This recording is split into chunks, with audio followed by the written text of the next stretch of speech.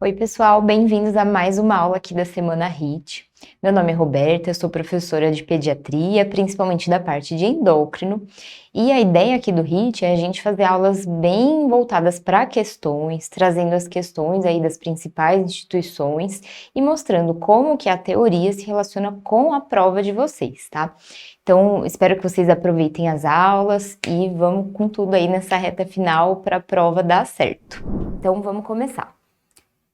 O primeiro assunto que a gente vai falar aqui é o crescimento normal. Então, vamos ver essas questões para a gente pensar um pouquinho.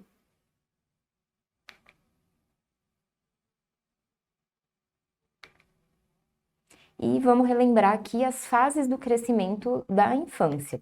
Então, a primeira fase é o crescimento fetal, que depende muito da função placentária e da nutrição materna. Então, por exemplo, mães com doença hipertensiva na gestação podem ter bebês pequenos, enquanto mães com diabetes gestacional podem ter bebês grandes. E isso nada tem a ver com a genética, com a altura-alvo ou com até mesmo disfunções hormonais do bebê.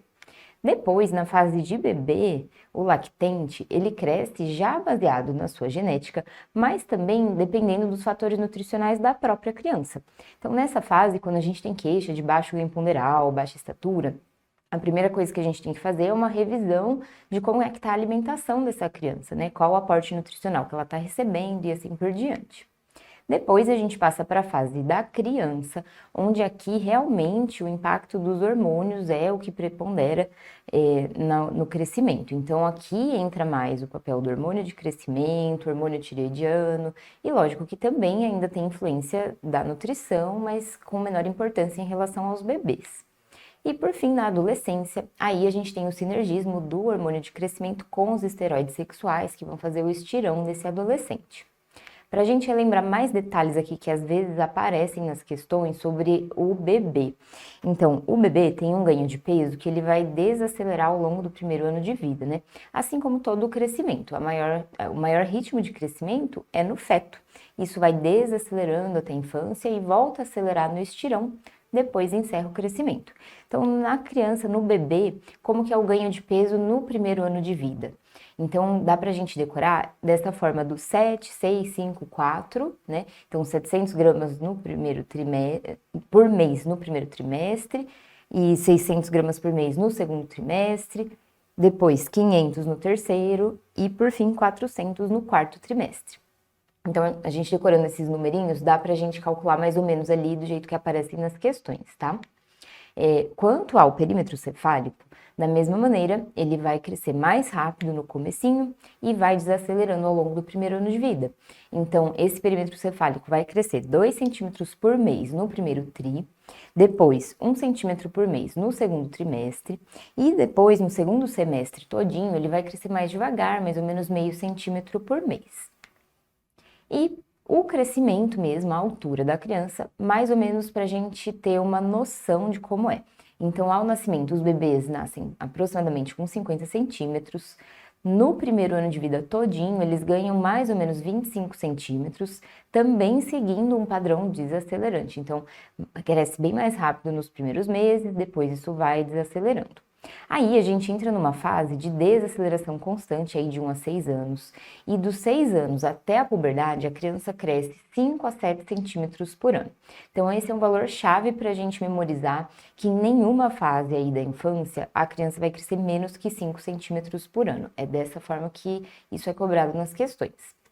Aí na puberdade, a gente tem aí o estirão de crescimento nas meninas que ocorre na fase M3, né? Só pra gente relembrar aqui rapidinho, M3 é aquela fase onde já tem tecido mamário ao redor da areola, né? E a menina chega a crescer de 8 a 12 centímetros por ano, tá? Já o menino tem o pico do estirão no G4, que é quando já teve crescimento testicular, crescimento do pênis em tamanho, em espessura e comprimento, e já tem uma glande mais demarcada. Então, o pico do estirão do menino, ele é mais tardio, tá, do que na menina, e ele também atinge uma velocidade maior, então de 10 a 14 centímetros por ano. Então, para reforçar, se a gente for decorar uma coisa desse slide é a velocidade de crescimento nunca é menor que 5 centímetros por ano, tá? Isso tem que saber, vai garantir aí alguma questão na prova de vocês. Então, vamos responder aquelas perguntas. O perímetro cefálico aumenta no primeiro trimestre de vida na criança hígida nascida a termo, quantos centímetros por mês? Então, gente, aqui é uma questão de decorar, né? Não tem o que pensar aqui, ou você sabia ou você não sabia. E no comecinho, a gente tem o crescimento mais rápido. Então, no primeiro trimestre, o perímetro cefálico aumenta 2 centímetros por mês, tá? A próxima, então, em relação ao processo de crescimento infantil, o que é correto afirmar? Então, o peso é um indicador sensível a longo prazo? Então, o peso, ele é mais importante no bebê pequeno, né? A gente sempre se atenta muito mais ao ganho de peso dos bebês pequenos. E ao longo da infância, o peso varia bem menos. Então, as crianças escolares, por exemplo, elas ganham mais ou menos 2 quilos por ano. Então, a gente consegue ter uma noção melhor de como tá o ganho dessa criança através da estatura, que cresce mais ou menos ali 5 centímetros por ano. E aí, o crescimento é constante, mas apresenta velocidade variável? Então, essa que é a nossa alternativa correta. Como a gente viu, o crescimento ele vai desacelerando ao longo da infância, né? Mas ele não para em nenhum momento, então ele é constante. O canal de crescimento das meninas nas curvas de peso e estatura apresenta-se mais elevado quando comparado ao dos meninos. Então, aqui é mais ou menos o contrário, né? Ao longo da infância, essa curva é muito similar. Mas quando a gente chega nos anos peripuberais, essa diferença já fica mais evidente, né? Porque o estirão do menino, ele é mais tardio e mais intenso. No final do primeiro ano de vida, o lactente tem aproximadamente, em relação ao peso de nascimento, o seu peso triplicado e o comprimento dobrado. Então, essa daqui não é bem assim, né? Se a gente fosse dobrar o comprimento, então um bebê que nasce com 50 centímetros, um aninho ele já ia ter 1 metro. Então, essa não vai rolar, tá bom? E agora, vamos passar para revisar a puberdade normal. Então, também pausa para ver essas questões.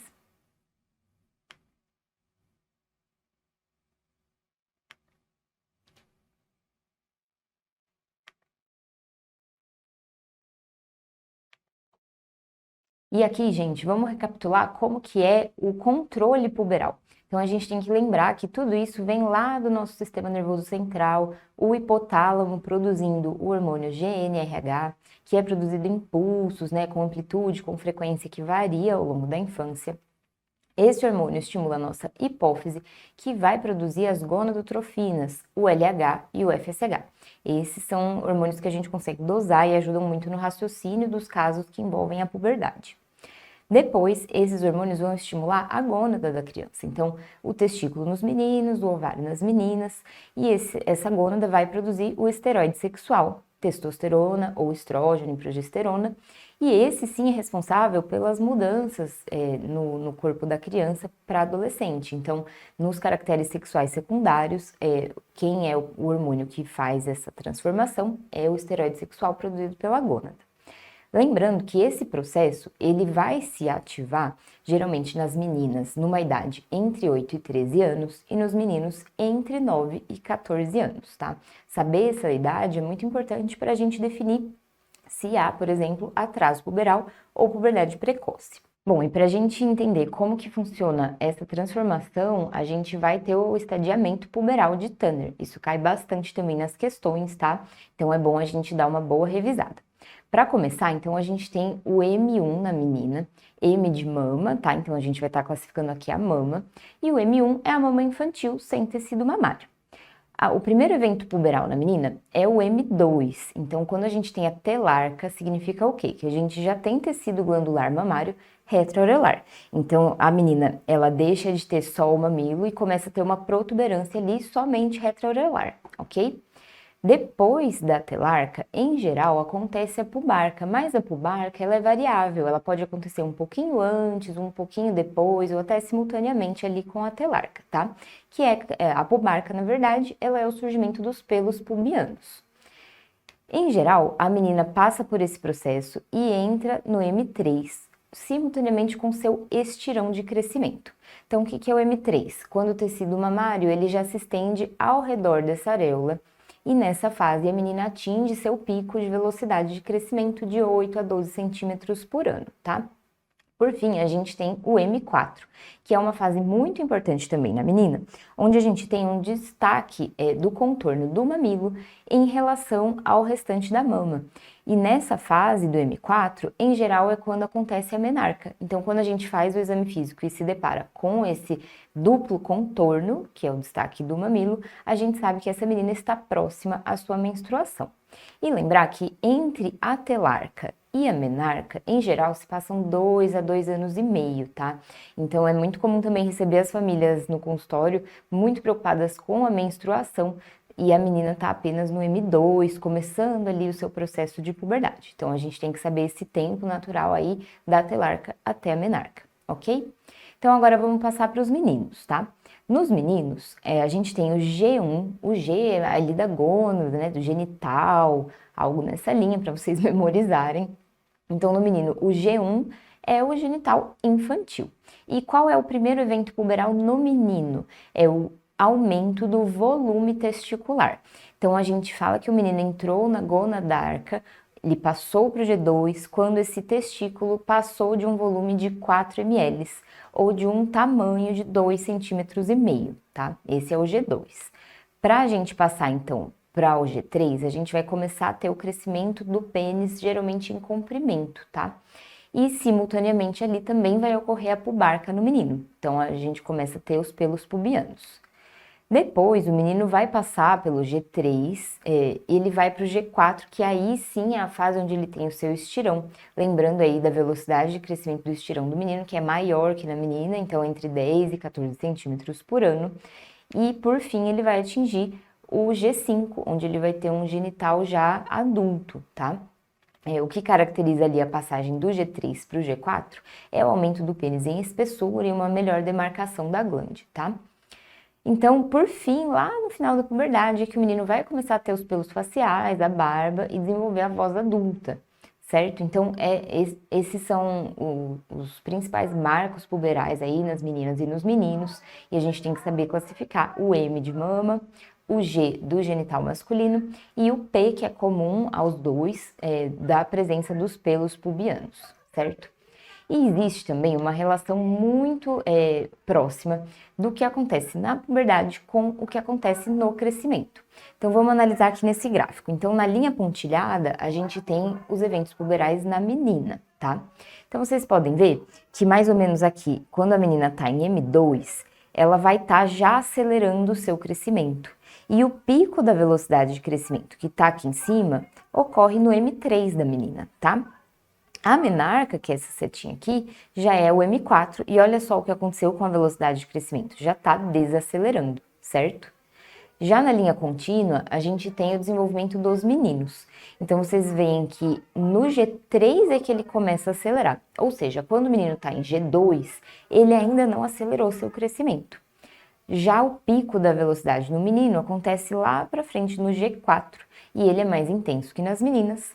Depois essa velocidade começa a desacelerar, mais ou menos ali quando o menino já tem a voz adulta, tá? Então, existe essa relação, a gente tem que saber o que esperar de cada velocidade de crescimento em cada estadiamento puberal. E agora que a gente revisou, vamos passar para responder as questões. Então, aqui, o crescimento é um processo dinâmico, necessita da utilização de gráficos para sua avaliação. Considerando as características conforme a fase do desenvolvimento e o sexo, assinale a alternativa correta. Então, a puberdade é a fase de maior velocidade de crescimento? Pegadinha, né? Porque dá vontade de falar que sim, ela é a fase de maior velocidade de crescimento. Mas a gente tem que lembrar que o bebê cresce ainda mais rápido. Então, lá naquele primeiro ano, que o bebê passa de 50 centímetros para 75 centímetros mais ou menos, ele cresceu 25 centímetros em um ano, né? E a gente não atinge essa velocidade de crescimento nunca mais na vida. Então, aqui é falsa. Meninos e meninas crescem de modo semelhante durante a infância. Então, sim, gente, vejam que a gente falou da velocidade de crescimento de 5 a 7 centímetros por ano nas crianças pré-púberes, tanto faz se é menino ou menina. Só no estirão é que vai fazer uma grande diferença aí, qual é o esteroide sexual que está agindo, se você é menino ou se você é menina. O estirão puberal possui maior duração nas meninas. Então, pelo contrário, né? O estirão ele é mais precoce, menos intenso e menos duradouro nas meninas. a desaceleração pré-puberal do crescimento é sinal de doença subjacente? Então não, todo mundo dá uma desaceleradinha antes de acelerar na puberdade. E o estirão puberal inicia antes nos meninos? Não, ele é só lá no G4, inicia depois, né? O menino já entra na puberdade depois e o estirão dele é mais pra frente dentro da puberdade. Então aqui a alternativa correta é a B, tá? Na próxima, então um escolar de sexo feminino, 8 anos e meio, previamente rígida, na consulta de rotina da UBS. A mãe queixa que a menina apresenta odor axilar há 6 meses, nega menarca. Aí, no exame clínico, o médico nota a presença de pequena quantidade de pelos axilares bilateralmente, broto mamário à esquerda formando pequena saliência com elevação da mama e da papila, ausência de broto mamário à direita e ausência de pelos em região pubiana. Então, qual o estadiamento dessa paciente? Então, aqui, o que a gente tem, né? A queixa da paciente era o odor axilar. E quando a gente examinou, é que a gente viu os caracteres sexuais. Então, essa menina apresenta aí o M2 do lado esquerdo e do lado direito não tem o broto mamário. Seria um M1 à direita e M2 à esquerda. É comum ter essa discrepância no início da puberdade, então pode acontecer de um lado começar primeiro, um lado crescer mais do que o outro, e ao longo aí da puberdade isso tende a se equiparar. Já os pelos, gente, ela não tem pelos na região pubiana, né? E lá naquele desenho do Tanner, vocês lembram que tá só representada a parte genital, pelos pubianos. A presença de pelos axilares somente não caracteriza necessariamente aí o P2.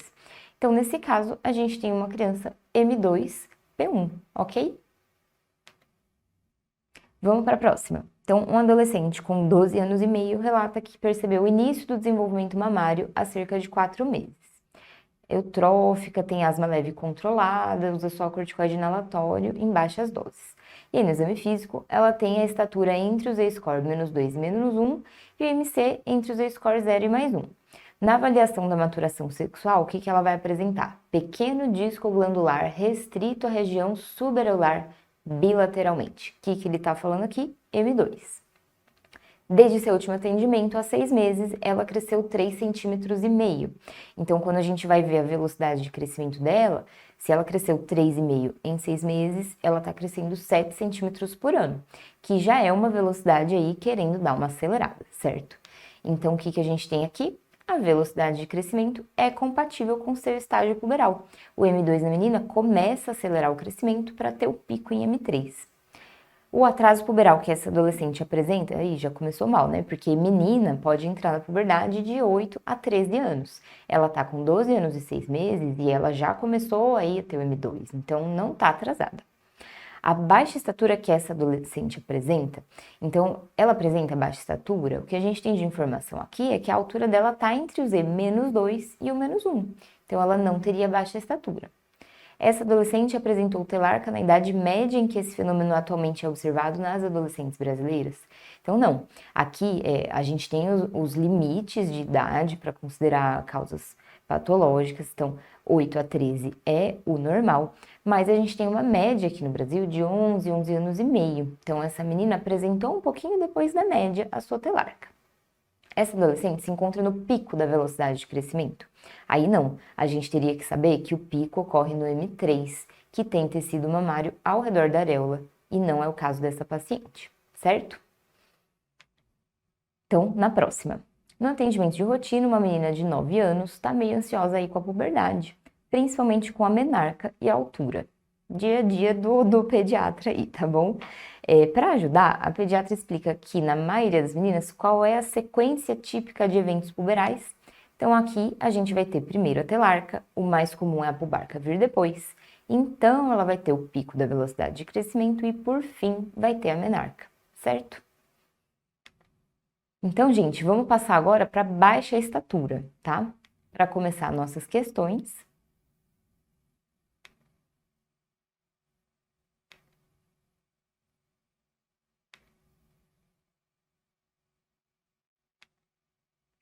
E vamos revisar como é que a gente faz a antropometria das crianças. Então, aqui a gente tem os valores de Z-score ou de percentil, dependendo da banca, é cobrado de uma maneira ou de outra, mas dá pra gente fazer uma comparação assim, dessa forma. E a gente vai classificar a criança com baixa estatura quando ela tiver com Z-score de altura para sexo e idade abaixo do -2, tá? Acima do -2, a gente vai ter a estatura adequada. E se esse Z-score for abaixo do -3, a gente tem muito baixa estatura, ok? Como que a gente faz isso? Então, a gente coloca essa criança no gráfico. Gráfico, o melhor amigo do pediatra. Então, aqui a gente vai ter a idade da criança e aqui a gente vai ter a altura, tá? Essas linhas coloridas representam aí, nesse caso, dessa curva, o Z-score. Então, o verdinho, o Z0, laranjinha, +1, -1, vermelhinho, +2, -2, e aqui o que tá de preto, +3, -3. Então, a gente plota essa criança aí no gráfico para poder classificar essa altura. Quando a gente vai falar de baixa estatura, a primeira pergunta que a gente vai fazer é baixa estatura? E como que a gente vai classificar? A gente viu, então, que vai ter o Z-score da estatura abaixo do -2 para sexo e idade. Mas aqui entra um outro conceito que é da estatura-alvo. Então, como que a gente vai calcular a estatura-alvo? A gente pode fazer a média dos pais e descontar 6,5 para meninas e acrescentar 6,5 para meninos. Assim, a gente vai ter um valor estimado da altura final dessa criança prevista pelo seu potencial genético. A gente vai colocar essa estatura-alvo lá no final da curva, né, na fase de adulto, e a gente vai ver em que Z-score que dá isso mais ou menos. E a gente compara com o Z-score da altura da criança atualmente. Se essa estatura estiver muito longe do alvo familiar, então mais de 2 desvios padrão longe da estatura-alvo, a gente também pode classificá-la como baixa estatura. Depois que a gente descobriu que a criança tem baixa estatura, a gente vai fazer a seguinte pergunta: como está a velocidade de crescimento? Isso aqui que é o grande divisor de águas de toda a questão de baixa estatura. Como que você vai formular a sua hipótese diagnóstica? A partir da velocidade de crescimento. Então, o que a gente tem que fazer? Medir a criança com um intervalo mínimo aí de 4 a 6 meses, tá? Porque o crescimento, ele não é linear perfeitamente. Então, pode ter um mês que a criança não cresceu nadinha, no outro mês ela cresce pelos 2 meses. Então, a gente tem que medir com um intervalo no mínimo de 4 meses. E a gente faz uma regra de 3, uma proporção aí para saber o que está acontecendo em 12 meses, tá? A partir desse cálculo, a gente vai determinar se a velocidade de crescimento for baixa, e o número que a gente tem que ter em mente é aquele 5, a gente vai pensar em causas patológicas. Se a velocidade de crescimento for normal, acima de 5 centímetros por ano, a gente vai pensar em variantes normais do crescimento. Então, vamos responder essas primeiras perguntas. Aqui, uma criança de 5 anos foi para o pediatra com história de ter crescido pouco no último ano. A gente tem as anotações assim: aos 3 anos, media 96, aos 4 anos e 3 meses, media 1,2 m. E nessa consulta de 5 anos, 1,7 m. Então, o que a gente pode afirmar sobre essa velocidade de crescimento? Nesse caso, gente, tá normal. Então, a gente vê aí dos últimos meses, dos 4 anos e 3 meses até os 5 anos, ela cresceu 4,5 cm. A gente faz a proporção e chega ao valor de 6 centímetros por ano. Para uma criança de 5 anos, velocidade acima de 5 a 7 centímetros por ano. Então, nesse caso, tá tudo bem. Nessa consulta, o gênero é relevante para conclusões? Não, né? Ele falou aí criança, né? Porque antes da puberdade, todo mundo cresce no mínimo 5 centímetros por ano. Com os dados fornecidos não se pode calcular? Podemos sim, né? E é constante ao longo da infância, então a velocidade de crescimento definitivamente não é constante ao longo da infância. A gente já viu que o bebê cresce muito mais rápido, isso vai desacelerando até acelerar de novo no estirão da puberdade e parar de vez, tá? Então ela não é constante. Ela não para de crescer, mas no ritmo diferente. A próxima, então. Menina de 12 anos, com a estatura abaixo do percentil 3, que equivale aí ao Z-score -2. Então, a gente já tá chegando num diagnóstico aí de baixa estatura. Cresceu 6,5 cm nos últimos 3 anos. Acabou a questão, né? Porque uma criança crescendo 6,5 cm nos últimos 3 anos, a velocidade de crescimento dela está baixa, tá? A idade óssea ele deu aí de 11 anos, próxima mais ou menos da cronológica, não teve menarca. Porque a outra possibilidade para ela estar crescendo pouco seria uma menarca aos 10 anos, aí já está desacelerando o crescimento. Poderia ser, mas não é isso. Então, não usa medicamentos, a alimentação é saudável, faz atividade física, ela é M1P1, nem iniciou sua puberdade ainda. E o que vai justificar você investigar a estatura nesse caso, gente? É a velocidade de crescimento, que está péssima, né? Estadiamento de Turner, 12 anos é atraso puberal? Vimos que não. Idade óssea, 1 ano de diferença da idade cronológica nessa faixa etária, não chama nossa atenção. E a ausência de menarca também não é um problema ainda com 12 anos. Então, a velocidade de crescimento é o que motiva a gente a investigar essa criança, ok? Vamos ver mais uma. Então, aqui, a mãe de um menino de 4 anos trouxe ele na consulta por queixa de baixa estatura. O paciente era de termo, nasceu com peso adequado, comprimento adequado, foi amamentado, né? Diz que sempre comeu pouco, mas é uma criança rígida, nunca teve patologias, nunca ficou internado, nada disso. Desenvolvimento normal, tá? E aí, a mãe teve menarca aos 12 anos, que é uma idade muito comum, média 1,58 e o pai 1,73. Então, a família não tem aí uma baixa estatura familiar associada, né? Então, quando a gente olha medidas anteriores da caderneta, a gente vê que tá eutrófico e essa que ele deu é a curva de estatura. Então, entre as condutas, o que a gente vai pensar?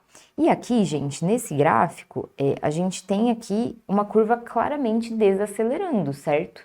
Essa criança, ela era no Z-score 0 e depois de 1 ano, depois de 2 anos, na verdade, ela praticamente desacelerou o crescimento aí a ponto de chegar agora com 4 anos no Z-score -2. Então, a velocidade de crescimento dessa criança não tem como tá boa, tá? Mesmo que seja difícil aí de ficar calculando na hora da prova, de você pegar certinho qual que é o tamanho de um ano pro outro. Gente, olhou a curva, tá retificando, cruzou o Z-score aí, foi do 0 para -2, tá inadequado. Por isso que a resposta é a B. Então, a gente vai iniciar a investigação para déficit de crescimento, calcular a velocidade de crescimento e pedir a idade óssea, certo? Manter o paciente em observação com retornos mensais. Então, agora, neste momento, ele tá cravadinho ali no -2. A gente espera mais um pouquinho e ele passa para baixa estatura, né? Então, não dá para observar uma criança desacelerando desse jeito. Aguardar até a puberdade, porque a principal hipótese é o atraso constitucional do crescimento. Então, a gente vai chegar lá, mas variantes normais do crescimento, como o atraso constitucional, não cursam com baixa velocidade de crescimento. Essa criança tem baixa velocidade de crescimento, não é a nossa hipótese, uma variante normal. E tranquilizar a família, porque o diagnóstico mais provável é o atraso constitucional, também não. Então, aqui a gente vai investigar. Vamos para a próxima. Então, um menino de 8 anos e 3 meses está no ambulatório por ter baixa estatura e tem um raio-x de idade óssea que ele fez com 8 anos, com laudo de 5 anos e 6 meses. Então, aqui a gente já começa a ter um dado que chama mais a nossa atenção. A idade óssea, ela representa a maturação endócrina global dessa criança. E ela pode variar, geralmente, 20% em relação à idade cronológica. Então, uma pessoa de 8 anos com idade óssea de 5 anos e meio tem um atraso de idade óssea. Não tem nenhuma outra queixa, nasceu com baixo peso, 2,380 e mediu 44 centímetros, então ele era bem pequeno. Lembrando aí da média de nascimento de 50 centímetros das crianças a termo. A mãe era fumante durante toda a gestação, então a gente tem uma possível causa para ele ter nascido assim, tá? Seu canal de crescimento, então a sua altura-alvo, calculado é bem desfavorável, os pais são baixos. E a média está no percentil 3, que é bem próximo ali do Z-score -2.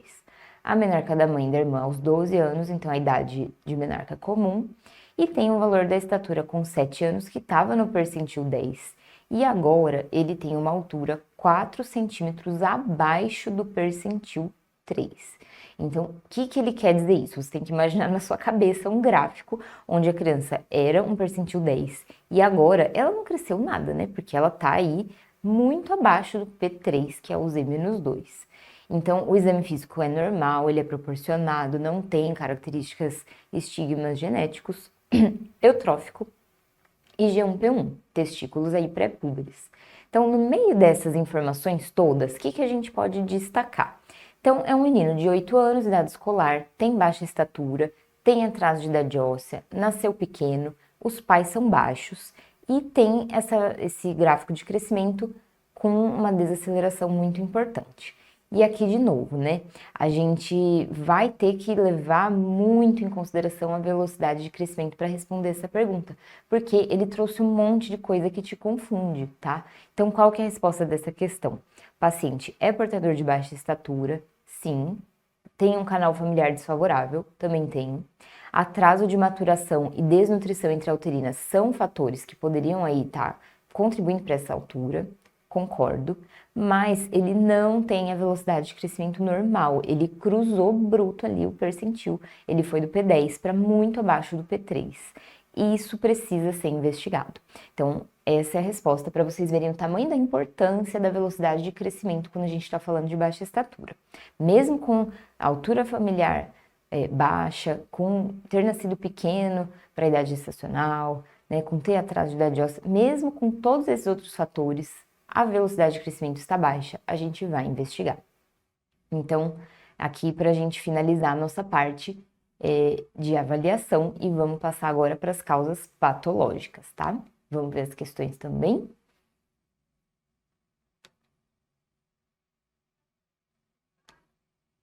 Então, para avaliar a baixa estatura, a gente já viu a definição de baixa estatura e a gente já viu a importância da velocidade de crescimento. Agora vamos se aprofundar um pouco nas causas patológicas. Então, a gente está nessa parte do fluxograma.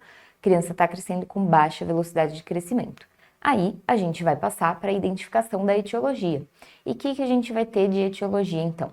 A gente pode ter doenças sistêmicas, então doença renal crônica, acidose tubular renal, doença celíaca, outras mais comuns, então anemia ferropriva, né, doenças inflamatórias, raquitismo por falta de vitamina D, são causas que teriam outros comemorativos, mas também merecem aí uma investigação.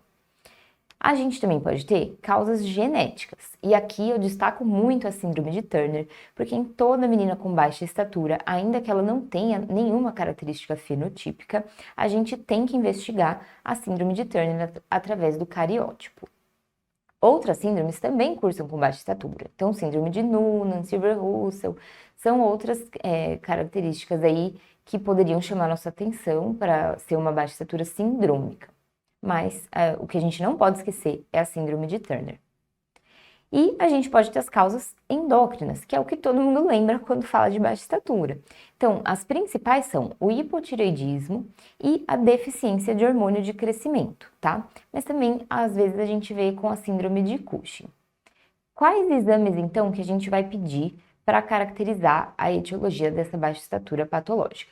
Então, a gente vai fazer o hemograma, provas inflamatórias, investigação de doença celíaca com antitransglutaminase e IgA, função renal, eletrólitos, urina, o cariótipo nas meninas, função tireoidiana e para investigação da deficiência de GH, destaco aqui também que a gente não dosa o próprio hormônio de crescimento. Dosagem de GH não tem utilidade aqui na investigação de baixa estatura. Por quê? O GH ele é liberado em pulsos, né? E principalmente no período noturno. Então, quando a gente faz uma dosagem sérica de GH basal ali no período da manhã, a gente vai encontrar valores baixos em todo mundo, né? Em quem é deficiente e quem não é deficiente. Já o IGF-1, ele é um produto sintetizado no fígado através da ação do GH, e o IGF-1, ele é mais perene na circulação, ele não tem essa oscilação tão grande quanto o hormônio de crescimento. Então, ele representa a função aí do eixo GH e IGF-1. Então, a gente dosa principalmente o IGF-1 na investigação da baixa estatura. E a idade óssea, ela vem para contribuir para a nossa investigação.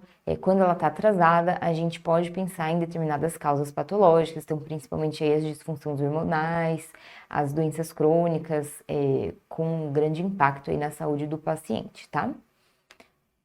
Aqui chama a atenção de vocês também para uma informação que obesidade associada a baixa estatura, acabou, vai ter que pensar em causas patológicas. Isso porque na obesidade exógena, que é a causa mais comum de obesidade, as crianças têm estatura normal até para um pouco alta.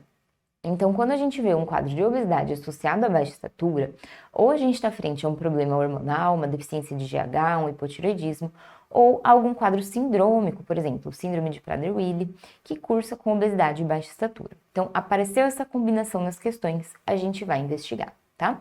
Então, agora vamos responder as perguntas. Menina de 8 anos e 1 mês, previamente rígida, está na consulta de rotina. Ela foi adotada na primeira semana de vida, então a gente não vai ter a estatura-alvo dela.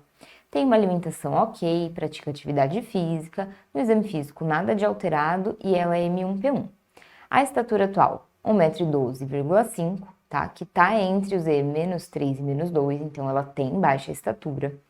O IMC tá no Z-score mais 2 e mais 3, então ela tá na obesidade, tá? E na última consulta, há 6 meses, ela tinha 1,11 m. Então, ela cresceu 1,5 cm em 6 meses, logo 3 centímetros por ano. Então, já ligou nosso alerta aqui pela associação com obesidade, pela baixa velocidade de crescimento. E além de tudo, na semana passada, ela já veio com uma idade óssea aí de 7 anos. Então, o que a gente vai afirmar? A gente vai ter que investigar essa criança. Então, a gente vai coletar hemograma, PCR, eletrólitos, gasovenosa, antitransglutaminase IgA total, função tireoidiana, IGF-1 e BP3 e o cariótipo por ser uma menina, tá? Na B, trata-se de retardo constitucional de crescimento, que ainda não apareceu, mas vai aparecer, é uma variante normal do crescimento. Então, com essa velocidade de crescimento, com a associação com obesidade, a gente não vai pensar nas variantes normais e sim nas causas patológicas. Os dados apresentados são muito sugestivos de baixa estatura familiar. A gente nem tem a estatura dos pais, né? Não é muito sugestivo, não. O tratamento da obesidade promoverá a recuperação da curva de estatura nesse caso, pois controlará a conversão hormonal periférica e resistência insulínica que comprometem o ganho de estatura. Então é mais ou menos o contrário, né? Quando a gente tem o obeso exógeno, a gente tem um maior crescimento, né? Tem várias etiologias para isso acontecer. Uma delas, o aumento da conversão periférica dos andrógenos em estrógenos, que vão acelerar o crescimento. Outra, a resistência insulínica aumenta a quantidade de insulina circulante, que pode ativar também o receptor do IGF-1. Então, a gente tem uma fisiopatologia mais complexa aqui. O importante para vocês é saber que o obeso exógeno geralmente tem estatura normal ou alta. Então, nesse caso, tratando a obesidade, não necessariamente a gente recupera a estatura, porque pode haver uma causa de base comum às duas patologias, ok? Vamos para a próxima. Escolar de 9 anos, em consulta de rotina, teve aumento de peso nos últimos meses, sonolência excessiva, desatenção na escola. Não cresceu no último ano. O peso está no Z-score mais 2. O exame neurológico ok, a criança é G1P1, ele traz aí a estatura do pai e da mãe, que bem adequadas, e com base nesse caso, qual é a alternativa correta? Então, baixa estatura provavelmente familiar? Não, né? A gente tem aí a estatura da mãe e do pai super dentro aí da média, não é uma baixa estatura familiar. Baixa estatura idiopática? Para a gente falar que é idiopático, a gente tem que ter descartado tudo, né? Então, aqui também não é uma opção. Paciente com crescimento normal. Gente, a mãe falou que não cresceu no último ano. Essa informação que a gente tem, a gente vai trabalhar com ela. Não é normal não crescer, né? Então, fora. Trata-se de paciente com crescimento anormal, por favor. Por provável deficiência de GH, e aqui que tá, né? Qual a etiologia que daria sonolência, desatenção, ganho de peso, né? São sintomas aí do hipotireoidismo. Então, nesse caso, o paciente com crescimento anormal por provável tireoidite autoimune, que é a principal causa de hipotireoidismo adquirido na infância. Agora, finalmente, a gente vai passar para as variantes normais da baixa estatura. Então, vamos começar com as questões, que no caso era só essa. Então, agora vamos para o outro lado do fluxograma. A gente já viu que é baixa estatura, a gente já sabe a estatura-alvo, já viu a velocidade de crescimento, mas dessa vez ela tá boa, tá acima de 5. Então, o que a gente vai ter? Ou a baixa estatura familiar, ou o atraso constitucional do crescimento. E para diferenciar essas duas condições, o que a gente vai ter? Na baixa estatura familiar, a sua carga genética te leva a ter baixa estatura. Então, a sua velocidade de crescimento é normal. Claro que vai ser no limite inferior da normalidade, senão você não teria baixa estatura, mas ela não vai ser abaixo daqueles 5 centímetros por ano. Estatura-alvo é baixa e a idade óssea é normal para a idade cronológica. Já no atraso constitucional do crescimento, a gente tem um paciente que ele amadurece mais devagar, vamos dizer assim. Então, ele é um maturador lento. Ele vai ter uma velocidade de crescimento também normal, porque senão a gente nem estaria aqui nas variantes normais, a gente já estaria lá nas causas patológicas. Então, velocidade normal. A estatura-alvo desse paciente é normal também. Então, alvo familiar dentro ali da média. E idade óssea atrasada, representando que ele tem esse atraso de maturação e por isso que ele está com baixa estatura para a sua idade cronológica, tá? Então, as principais diferenças aqui, baixa estatura familiar, você já procura ali um alvo familiar baixo. Alvo familiar é normal, procura ali a idade óssea, tá atrasada, ficamos no atraso constitucional do crescimento, certo? Então, para responder essa aqui, menino de 11 anos e meio está na consulta ambulatorial de rotina, os pais estão preocupados, ele é o mais baixo da sala, não começou a puberdade ainda, tem uma alimentação boa, faz atividade física, não tem nenhum antecedente relevante, tudo tranquilo. No exame físico, 1,30 m, tá com Z-score entre -3 e -2, baixa estatura. IMC, ok, ele é eutrófico, não tem associação aí com obesidade. Na última consulta, há 6 meses, tinha uma altura de 1,27 m, então cresceu 3 centímetros nos últimos 6 meses, logo 6 centímetros por ano. Velocidade tá de boa, tá normal. Aí ele tem um pai de 1,82 m e uma mãe de 1,69 m, são até altos, né? Então também não tem alvo estatural baixo. Refere que a mãe teve menarca com 13 anos. Aí o paciente fez o raio-x de idade óssea e, tcharam, 9 anos de idade óssea. Então aqui a gente tem alvo normal, velocidade de crescimento normal, né? Senão não estaríamos aqui. E atraso de idade óssea. Nesse caso, então, a gente tem um retardo constitucional do crescimento. Beleza, gente? Vamos passar agora para puberdade precoce, tá? Essa aqui também tem muitas questões para a gente associar aqui com esse tema. Vamos começar a ver aqui para a gente revisar.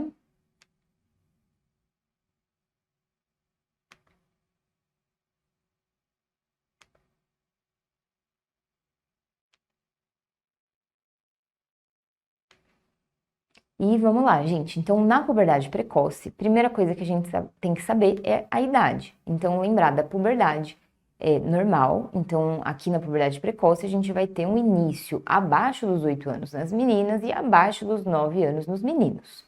E como que a gente vai fazer a avaliação de um caso de puberdade precoce? A gente vai, primeiro, divisor de águas, pensar se ela é central ou periférica. Então, vamos lá. Na puberdade precoce central, o que vai acontecer? Lembra do nosso controle do eixo puberal que a gente viu no comecinho da aula? Então, a gente vai ter o hipotálamo produzindo GNRH, que vai atuar na hipófise, estimulando a produção de LH e FSH. As gonadotrofinas vão atuar nas gônadas, testículos, ovários, para produzir o esteroide sexual e ele vai ter o efeito de desenvolver o caráter sexual secundário. Isso daqui é o que acontece na puberdade fisiológica, na idade normal, e também é o que acontece na puberdade precoce central do sistema nervoso central. Então, a gente vai ter aí, o primeiro evento é o LH e FSH que vão aumentar, né? Eles vão ser produzidos e a partir disso, a gente vai ter um estímulo na gônada que vai produzir o esteroide sexual. Então, com estradiol e testosterona que vão subir, a gente vai começar a ter os caracteres sexuais secundários. Então, quais são as causas de um paciente ter puberdade precoce central? A maioria das vezes é idiopática. Hoje a gente já sabe que dentro desse idiopático tem muitos genes envolvidos e é possível até fazer uma pesquisa genética. Mas o que vocês têm que saber para a prova é 90% das meninas têm uma etiologia idiopática. Mas só 60% dos meninos, aproximadamente, têm essa etiologia idiopática. Então, nos meninos, a gente vai precisar procurar se tem algo a mais acontecendo. E o que pode ser esse algo a mais? Lesões em sistema nervoso central. Então, o amartoma hipotalâmico é o principal tumor aí associado com a puberdade precoce central, mas também poderia ser um germinoma, por exemplo, ou outros tumores. Encefalites, abscessos, a presença de hidrocefalia, síndromes genéticas, como a neurofibromatose, tá? Tudo isso pode estar causando uma ativação precoce desse eixo e aí a gente vai ter a puberdade precoce de origem central. Lembrar aqui que o tratamento para esse tipo de puberdade é o bloqueio do eixo. Então, a gente vai usar um análogo de GNRH. Análogo porque lembra que o GNRH ele é produzido em pulsos, né? Pulsos com determinada amplitude, determinada frequência. E o gonadotrofo que está lá na hipófise depende desses pulsos para produzir as gonadotrofinas. Quando a gente dá um agonista de elongação, a gente faz, na verdade, um down regulation desse eixo e não vai haver produção de LH-FSH, tá? Puberdade precoce central, então, sempre a gente vai pedir a ressonância de hipófise nos meninos para buscar alguma outra etiologia que não seja idiopática. E também nas meninas abaixo de 6 anos, a gente vale a pena fazer essa investigação. Então, se a gente tem uma puberdade precoce que não é a central, ela é a periférica. E aí, o que acontece aqui na periférica? A gente tem outra fonte de produção hormonal. Então, a gente vai ter o primeiro evento, na verdade, é outra fonte, chegou já a testosterona, chegou já a estrógeno e progesterona, e a gente não dependeu da ativação do eixo para isso. Então, na verdade, essa fonte de esteroide sexual vai fazer um feedback negativo lá no nosso eixo e vai estar tudo bloqueadinho lá para cima. Então, LH e FSH vão estar baixos e a gente vai ter os esteroides sexuais elevados. Então, é isso que está aqui, né? A gente vai primeiro ter o estradiol e a testosterona, e isso vai fazer um feedback negativo que vai suprimir o LH e FSH. Qual é a origem, então, dessa outra fonte? Vem da onde? Pode ser da própria gônada, mas aí a gente vai ter a presença de cistos, de tumores, a síndrome de McCune-Albright, que é uma causa importante de puberdade precoce periférica. No testículo, a gente pode ter tumores de células de Leydig, que produzem testosterona, ou então a testotoxicose, que é uma ativação do receptor de LH por uma mutação. A gente pode ter uma etiologia adrenal, então a hiperplasia adrenal, forma não clássica, por exemplo, tumores adrenais, produtores de andrógenos, que vão virilizar a menina e o menino, ou até uma fonte exógena. Então, hoje, cada vez mais, a gente tem familiares que utilizam, por exemplo, gel de testosterona, pegam a criança no colo e isso passa para a criança, para o bebê, podendo causar aí sinais de puberdade precoce periférica. Então, uma dica aqui também é meninos que têm sinais de puberdade, então vem com crescimento peniano, crescimento de pelos, aceleração do crescimento, mas que você examina o testículo e não tem aumento de volume testicular, o que a gente tem que pensar? Que é uma puberdade precoce periférica. Então, examinar o testículo é fundamental nesses casos e a gente tem que lembrar lá do comecinho da aula que a gonadarca no menino é o volume testicular acima de 4 ml ou 2,5 cm. Então, vamos passar para as questões. Em uma consulta de puericultura, a mãe vem falando que sua bebê de 6 meses aumentou o volume mamário bilateralmente. Tem bom ganho ponderostatural, não tem outras queixas e tá M3P1. Então, aqui eu trouxe essa questão para a gente discutir porque ela traz um outro fenômeno que é a mini puberdade. Então, aqui o que a gente tem? A menina e o menino também nascem e ativam esse eixo, aquele mesmo eixo hipotálamo, hipófise gonadal, durante alguns meses. Então, no menino, essa ativação dura cerca de 6 meses, na menina pode durar de 6 meses até 2 anos. Então, se a gente fizer uma dosagem hormonal nesses bebês, a gente vai ter ativação do eixo e produção de esteroide sexual. Em geral, isso não leva a manifestações clínicas de puberdade, mas algumas crianças, como essa do nosso caso, podem ter uma telarca isolada. E como que a gente vai saber que isso não é uma puberdade precoce, progressiva, que demanda um tratamento? Porque a criança não tem aceleração do crescimento, não tem avanço de idade óssea, não tem progressão dessa mama. Então, essa menina aqui, por exemplo, ela tá com 6 meses e ela tem um M3 aí, mas tem bom ganho ponderostatural, não tem nenhuma outra, um outro comemorativo ainda enunciado. Então, o que está acontecendo com ela? Uma telarca isolada pela mini puberdade, a gente vai tranquilizar a mãe. Essa questão é bem difícil, né? A gente poderia se confundir pedindo aí uma investigação puberal, um LH-FSH estradiol, né? Pensando na puberdade precoce central. Tem também essa alternativa C que confunde, dizendo que a telarca é isolada por passagem de hormônio materno. Mas, gente, o hormônio materno já foi lá na placenta, ela já nasceu 6 meses atrás. Que meia-vida é essa de hormônio que tá durando 6 meses? Não tá rolando. Então, isso tem que vir de uma certa produção aí da menina. Puberdade precoce periférica, LH-FSH estradiol. Então, a gente também não tem nenhum outro sinal aí, ele não trouxe uma mancha para a gente pensar no McCune-Albright, não trouxe uma massa abdominal para pensar em algum tumor, não trouxe uma alta estatura junto, não trouxe nada. Então, aqui, telarca isolada da mini puberdade. A próxima, menino de 13 anos com dor e nodulação na região mamária há 6 meses. Desde os 11 anos e meio, iniciou aumento do pênis e pilificação genital. Não tem outras queixas, não usa medicamentos, não usa drogas. No exame físico ele é saudável, ele está com estadiamento G3, P3, testículos de 10 centímetros cúbicos e ele tem tecido glandular mamário com cerca de 4 centímetros, que é um M3 bilateral. Aqui é a outra versão aí da ginecomastia. Então, na anterior a gente tinha uma menina com uma telarca isolada, bebê, E aqui a gente tem um adolescente passando aí pelo seu G3, G4 e nessa fase apresentando um desenvolvimento mamário. Isso daqui então vai ser uma ginecomastia puberal. A ginecomastia puberal tem essas características desse paciente. Então, é um menino que já está ali com volume testicular de 8 a 10, num G3, G4, e ali surgiu uma telarca que pode chegar até o M3, né?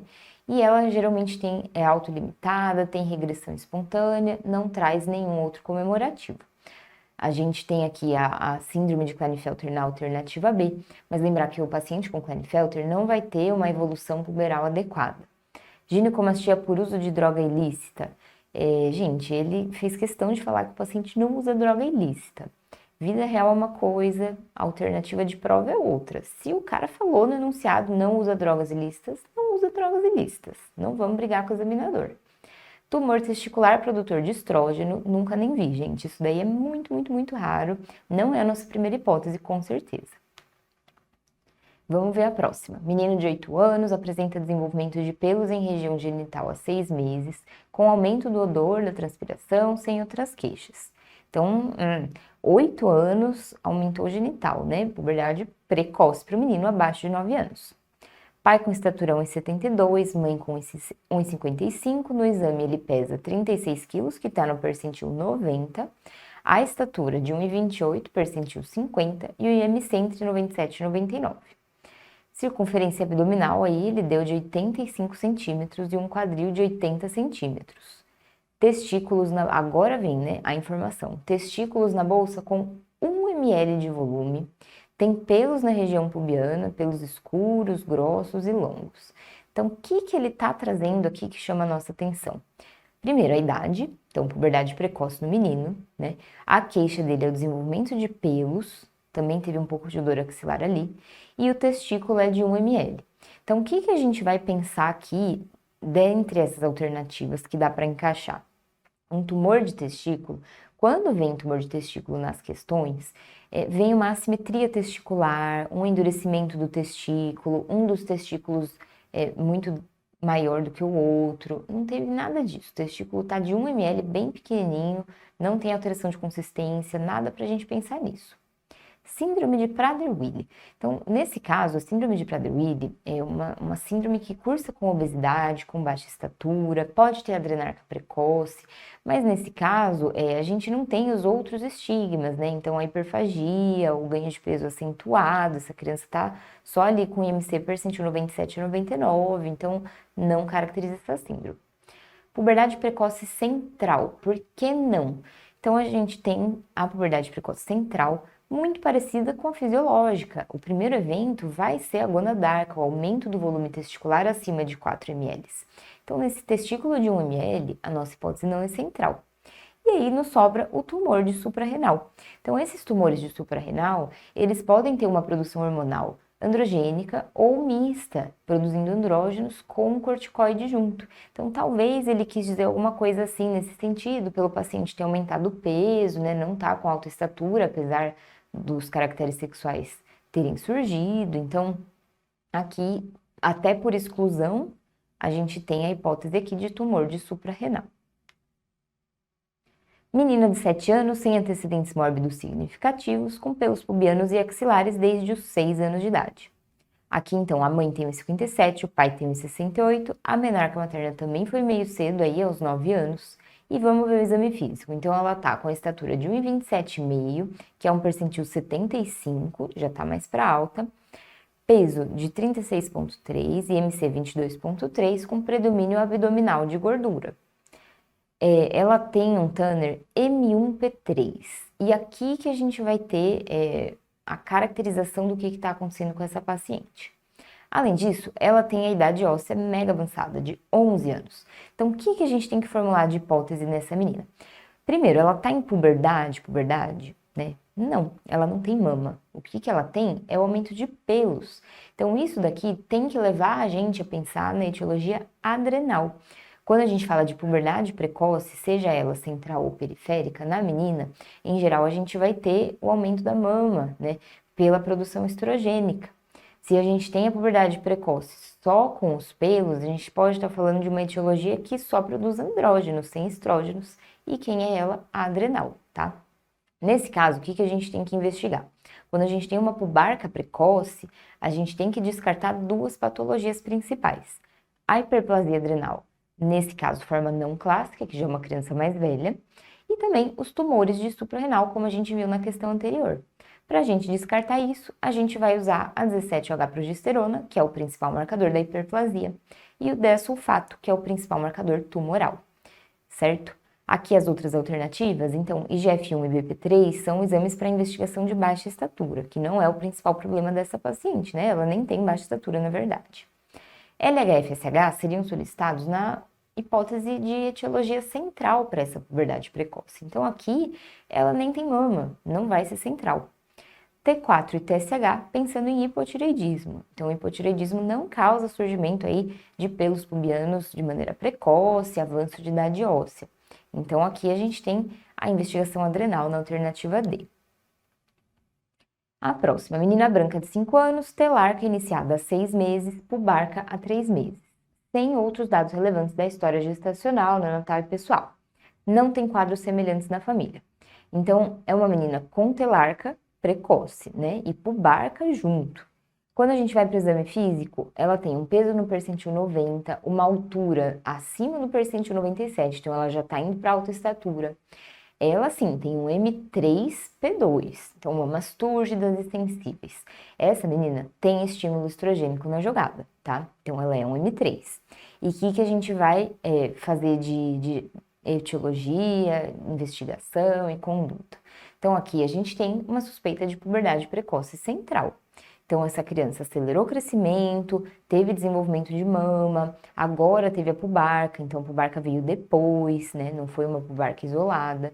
Para a gente investigar, então, lembrar de meninas abaixo de 6 anos, tem que pedir imagem do sistema nervoso central para a gente descartar as outras etiologias.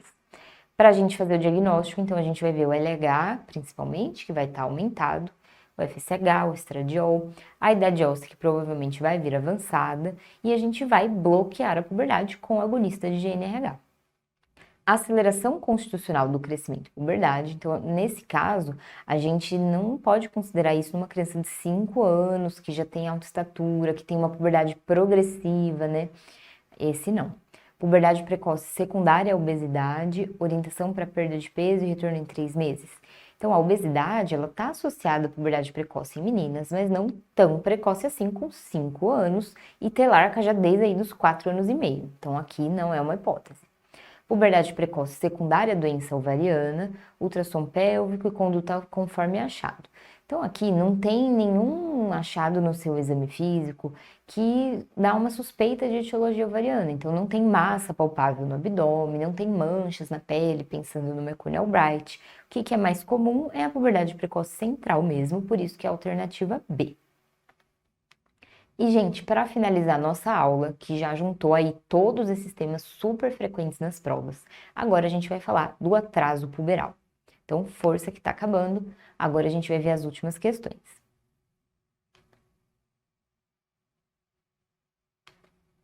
Então, gente, no atraso puberal, o raciocínio é muito similar com o da puberdade precoce. Então, a gente vai ter a causa central e a causa periférica, mas aqui a gente dá um nome um pouco diferente. Então, na central, a gente tem o hipogonadismo hipogonadotrófico. Por quê? Hipogonadismo, a gente tem uma baixa função gonadal e às custas de pouca gonadotrofina. Então, a gente vai ter aí meninas acima de 13 anos, meninos acima de 14 anos que não iniciaram sua puberdade. E o que está acontecendo no hipogonadismo hipogonadotrófico? O eixo não se ativou. Então, a gente não teve a produção aí das gonadotrofinas, então essa gônada não foi estimulada, certo? Quando a gente for fazer exame físico, a gente vai ver o LH-FSH baixinhos e estradiol e testosterona também baixinhos por consequência disso. A etiologia pode ser funcional. Então, a gente tem, por exemplo, na desnutrição, né, pacientes com doenças crônicas, atletas, esse eixo não é ativado por uma questão funcional ali do organismo e não do eixo propriamente dito. Na causa orgânica, aí sim a gente tem uma patologia no eixo ali, hipófise gonadal. Então, Por exemplo, na síndrome de Kalman, que a gente tem um defeito de migração nos neurônios, que vai fazer com que não haja produção de LH-FSH, mas também tumores que podem destruir a região hipofisária, radioterapia na região, traumatismo crânioencefálico grave previamente, são questões orgânicas ali no eixo que vão impedir que ele se ative. Do outro lado do nosso fluxograma, a gente vai ter o hipogonadismo hipergonadotrófico. Então aqui a gente teve ativação do eixo, o LH e FSH foram produzidos, mas a gônada não foi capaz de responder, ela falhou. Então a gente vai ter o LH e FSH elevados, mas o estradiol e a testosterona baixos, tá? E quais são as causas então aqui? A gente vai ter principalmente as síndromes de Klinefelter e Turner, onde a gente tem disfunção gonadal aí nos meninos e meninas respectivamente. Mas a gente também pode ter algum antecedente, então quimioterapia gonadotóxica, radioterapia de pelve, infecções prévias, doenças autoimunes, né, por exemplo, oforite autoimune. Então a gente tem aí uma falha gonadal, mas o eixo tá tentando, ele ativou, ele tá com LH-FSH elevados numa menina acima de 13 anos sem caracteres sexuais secundários ou no menino acima de 14 anos. E aí a gente ainda pode ter, além do hipo e do hiper, a gente pode ter as variantes normais da puberdade.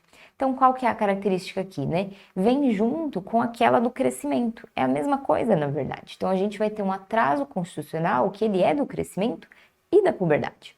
Então, é igualzinho. A gente vai ter um atraso de idade óssea, uma baixa estatura para a idade cronológica, mas que pode chegar bem próxima do alvo no futuro, né? Quando essa criança entrar em puberdade. A velocidade de crescimento é normal para um pré-púbere e tem um padrão familiar semelhante, né? Tem um fundo genético nisso, então a gente pergunta aí se tem algum membro da família, o pai, alguém que teve um atraso puberal também. Vamos responder a pergunta? Então aqui, um adolescente de 15 anos com queixa de dificuldade escolar, agressividade, no exame clínico ele tem alta estatura, então Z-score mais 2, ginecomastia, os testículos são pequenos, então é um testículo que entrou em puberdade, mas não progrediu, né? Estão só ali parados nos 6 ml. O pênis de 5 centímetros, mas já é P4, então essa adrenal deve estar produzindo bem os seus andrógenos. E aí, qual que é a principal etiologia, gente?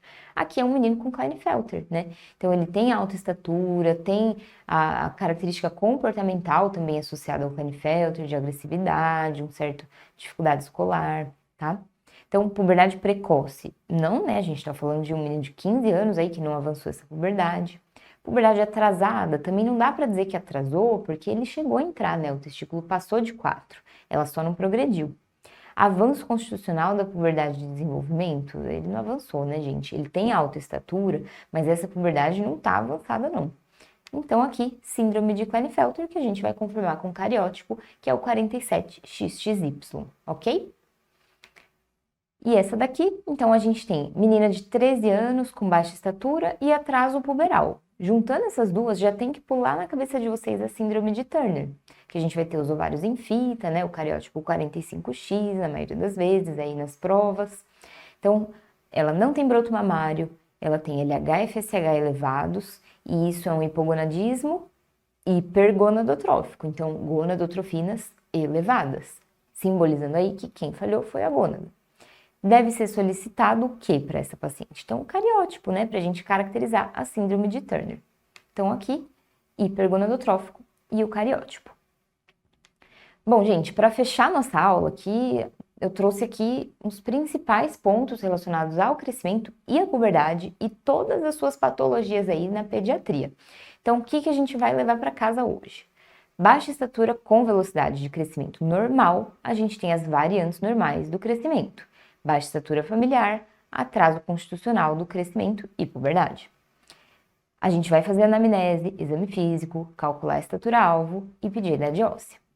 Já nas patológicas, então a gente vai ter baixa estatura com velocidade de crescimento baixa, menor que 5 centímetros por ano.